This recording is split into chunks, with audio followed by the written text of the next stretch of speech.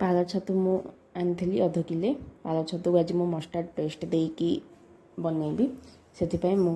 गोटे चामच धला सोरिष गोटे चामच कला सोरिष हाफ चामच जीरा गोटे सुखिला लंका 5-6टी रसुण पोल को रखी ताकू मु ग्राइंडिंग करदेवी। एपटे मु कड़े गरम होला परे काटी रखिथिबा मशरूम को हलदी पानी धोईकी मुझे कड़े रे पकई नेली जेहेतु से जो एक्स्ट्रा पानी बाहर थाए से आसला जे मु कड़े रे ताकू बसई नहीं जेहेतु एक्स्ट्रा पानी बाहरी आसी मुझे अलग जगह को काढ़ी नहीं से कड़े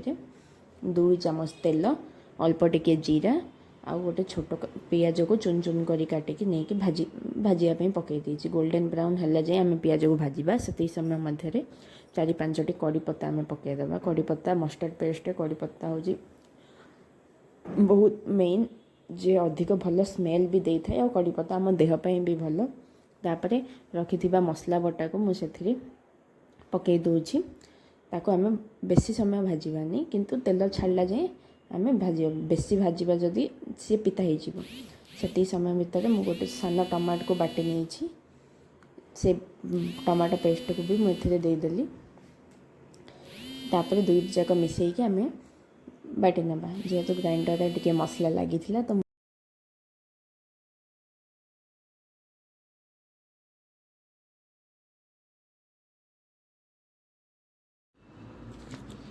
मसला आमर टिके पानी पकई घाटी नहीं आम गुंड मसला देदेबा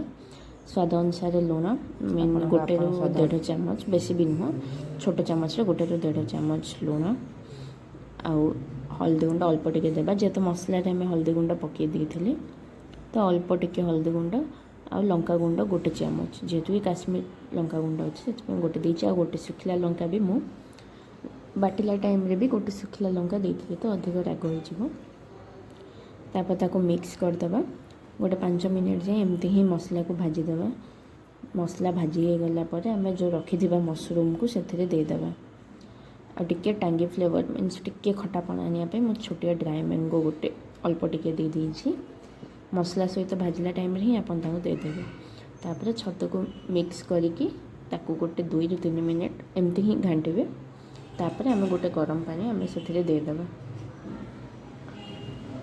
गरम पानी देले तार अलग टेस्ट आसता है तो आपण को जितकी हिसाब से ग्रेवी दरकार आपण हिसाब से पानी देते और बेसी भाजवा दरकार नहीं जेहेतु सब आमर हो जाइए तो पानी फुटिला जाए आम गैस बसई रखा पानी फुटीगला गैस को बंद करदे देखो मोर ए फुटी आसला एथर मु गैस को बंद करदेवी। धन्यवाद।